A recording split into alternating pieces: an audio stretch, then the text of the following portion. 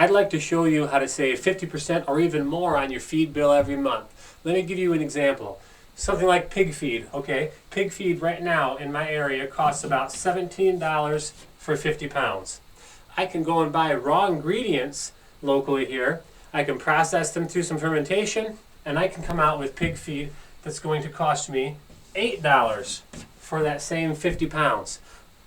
Less than half price right there. And we haven't even gotten into things like alternative feeds, fodder trees, perennial and annual pastures, things like mango beets, sugar beets, apples, wild nuts, all these different things that I know how to use.